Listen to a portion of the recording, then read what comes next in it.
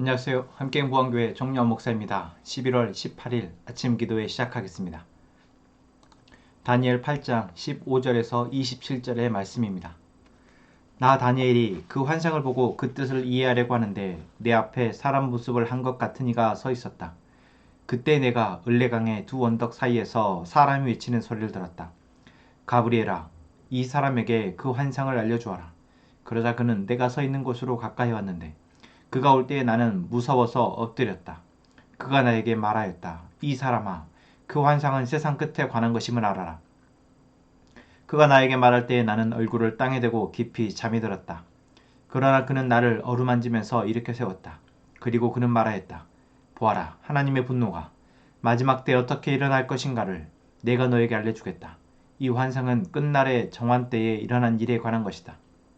내가 본 순양의 두 뿔은 메대와 페르시아의 왕들이다. 그 순요소는 그리스 왕이고 눈 사이에 있던 큰 뿔은 그 첫째 왕이다. 그 뿔이 꺾이고 그 자리에 생긴 네 뿔은 그 나라가 분열되어 일어날 네 나라다. 그 네 나라의 힘은 첫 번째 나라와 같지는 않을 것이다. 그들의 통치가 종말에 이를 때에, 그들의 죄악이 극도에 이를 때에 빤빤스러운 임금, 흉계에 능숙한 임금이 일어날 것이다.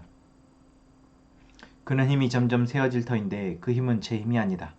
그가 놀라운 힘으로 파괴하고 하는 일마다 형통하며 강한 사람과 거룩한 백성을 파멸시킬 것이다. 그는 음흉하여서 매사에 속이는 데 능숙하고 마음이 방자하여서 평화롭게 사는 사람을 많이 죽이며 만왕의 왕을 대적할 것이다. 그러나 사람이 손을 대지 않아도 그는 끝내 망할 것이다. 내가 너에게 설명하는 아침과 저녁 제사 환상은 반드시 이루어진다. 그러나 아직 멀었으니 너는 환상의 비밀을 잘 간직해 두어라. 그때 나 다니엘은 몹시 지쳐서 여러 날 동안을 알았다. 얼마 뒤에 일어나서 왕이 맡긴 일을 계속하였으나 내가 본 그 환상 때문에 나는 몹시 놀랐고 그 뜻을 이해하지 못하였다. 아멘. 다니엘이 두 번째 환상을 보고 나서 다니엘은 그 환상 때문에 두려워서 또 몹시 그 환상을 본 충격으로 지쳐서 힘들었다라고 오늘 8장의 마지막은 이야기하고 있습니다. 저는 이 다니엘이 계속해서 환상을 보는 걸 보면서 과연 이 환상이 다니엘에게 어떤 의미가 있을까 다시 한번 생각해 봅니다. 사실 지금 다니엘이 보고 있는 환상은 당장 다니엘이 살아있을 동안 이루어질 일이 아닙니다. 오늘 본 두 번째 환상만 해도 메데와 페르시아 그리고 그 이후에 일어날 그리스 그리고 그것이 또 그리스가 4개의 나라로 쪼개질 때까지 일이기 때문에 길면 200년 가까이에 일어날 일들입니다. 다시 말하면 다니엘은 그 일들을 볼 일이 없다라는 것이죠. 다니엘의 나라의 일도 아니고 사실 다니엘과 어쩌면 상관이 없는 다니엘이 이제 이 땅에서의 수명이 다하는 순간까지도 어쩌면 다니엘은 그냥 메데와 바사, 그러니까 페르시아의 이 초기까지만 보고 다니엘은 인생은 끝나게 되는데 왜 하나님은 다니엘에게 이 환상을 보게 하실까? 여러분 이 질문이 여러분에게 혹시 있지 않으십니까? 저는 오늘 본문의 말씀을 보면서 왜 하나님은 다니엘에게 이 환상을 보게 하시지? 사실 이 환상은 다니엘에게 그저 압도적 어떤 이 하나님의 일하심 또는 어떤 이 세상의 무서움을 보게 할 뿐, 그래서 그것으로 하여금 두려움에 빠지게 하거나 또는 오늘 본문에 나온 것처럼 심력을 소비하는, 그래서 지쳐서 며칠 동안이 알아누울 만큼 힘들게 할 뿐인데 왜 하나님은 다니엘에게 이 환상을 보게 하실까 생각하게 됩니다. 여러분 어떠십니까? 여러분은 만약 이 질문을 받는다면 여러분은 뭐라고 답을 하시겠습니까? 하나님은 왜 다니엘에게 이 환상을 보게 하실까요? 만약 하나님이 지금 우리에게 다니엘과 같이 이렇게 환상을 보게 하신다면 그 이유는 무엇일까요?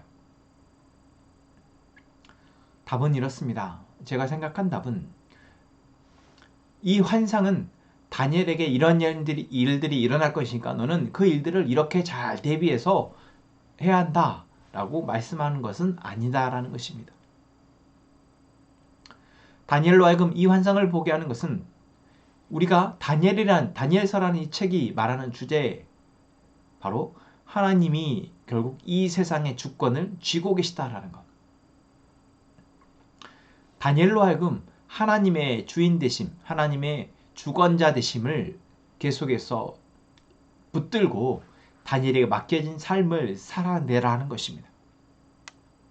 이것을 지금의 우리의 어떤 신앙의 표현으로 하자면 하나님의 나라를 우리가 소망하며 오늘 우리가 하나님의 백성으로서 살아가게 하나님이 우리에게 환상을 보게 하시고 또한 말씀하신다라는 것입니다.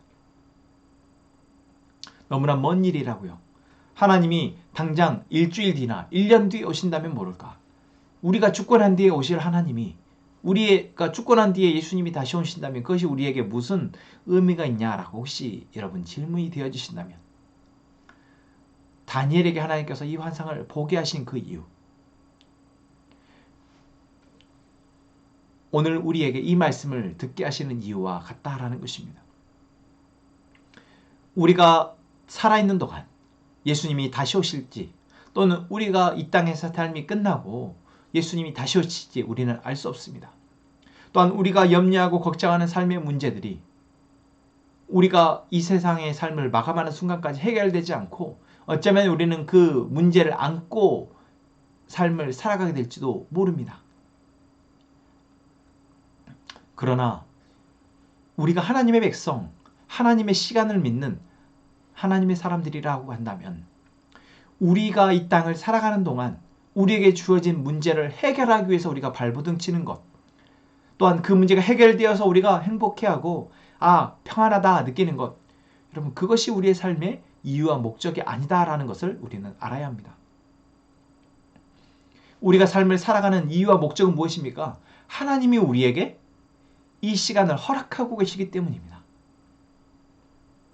하나님이 우리에게 이 땅을 살아가며 이 땅을 살아가는 동안 하나님이 우리에게 말씀하신 것을 듣고 하나님의 그 말씀을 통해서 우리의 삶을 살아가며 이제 조금이라도 우리를 통해서 하나님의 나라가 확장되어지는 것, 그것이 바로 우리가 이 땅을 살아가는 이유이며 목적입니다. 아니, 우리가 아무것도 하지 못한다 할지라도 그저 힘없이 우리의 삶을 살아간다 할지라도 어쩌면 하나님은 그저 우리가 살아있는 것으로 기뻐하고 하나님은 그것으로 안도하실지도 모릅니다. 왜요? 우리가 아무것도 하지 않아도 하나님의 백성, 하나님의 자녀이기 때문입니다. 아무것도 하지 않아도, 아무것도 할 수 없어도 우리는 하나님의 자녀이며 하나님의 백성입니다.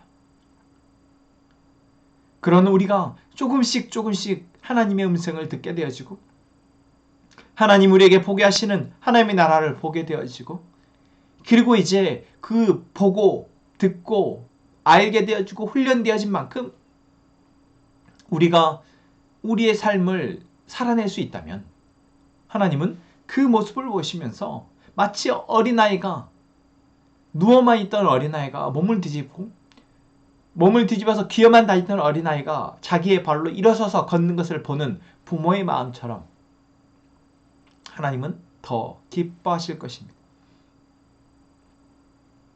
하나님이 다니엘에게 이 환상을 보게 하시는 것,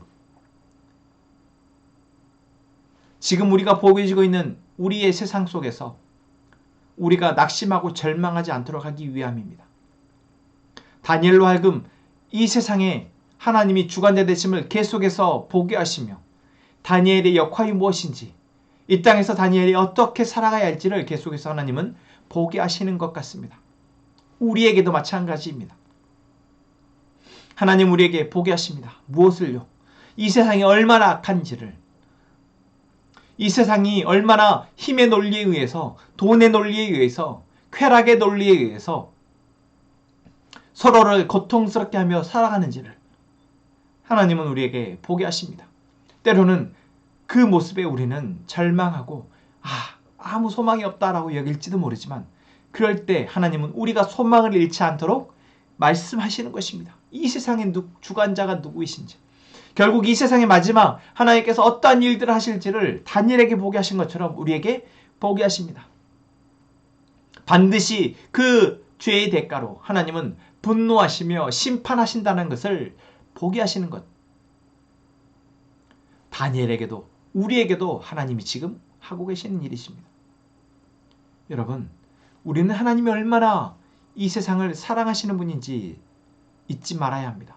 하나님이 얼마나 사랑의 하나님이신지를 잊지 않고 하나님의 약속은 반드시 성취되어진다는 사실을 여러분 우리는 잊지 않아야 합니다.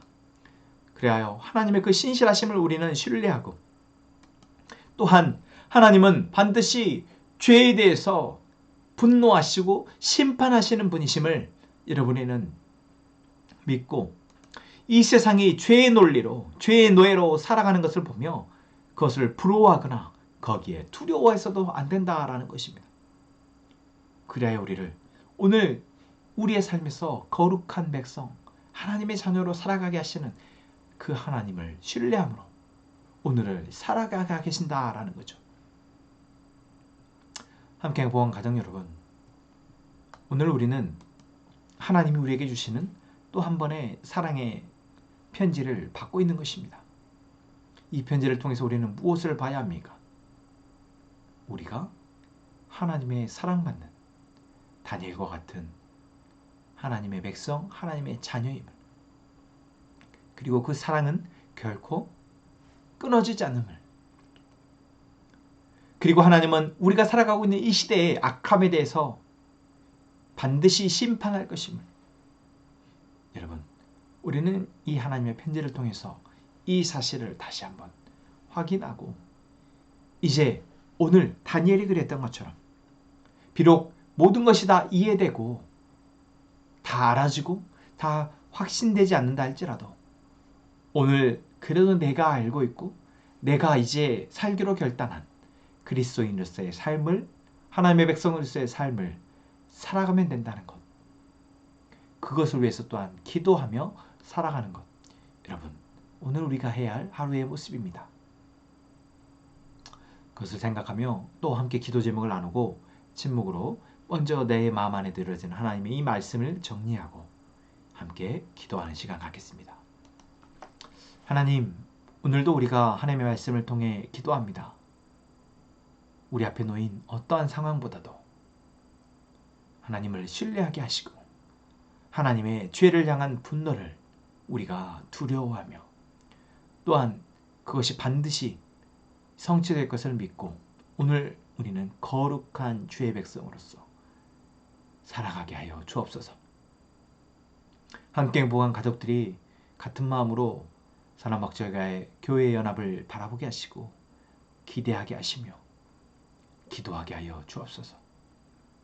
하나님, 내 아이처럼 우리가 돕고 있는 이 사역, 하나님께서 그 사역을 담당하시는 김근영 목사님을 통해서 시작하게 하셨고 계속해서 이끌어 가심을 믿습니다. 이 사역을 통해서 돕게 되어지는 또 사랑을 받고 있는 그 아이들, 그 가정, 하나님 우리의 기도를 통해서 그 가정이, 그 사역이 계속해서 이어지게 하시고 하나님의 사랑이 흘러가게 하여 주옵소서. 하나님, 이 시간 우리가 하나님 앞에 우리의 상황을 놓고 또한 기도할 때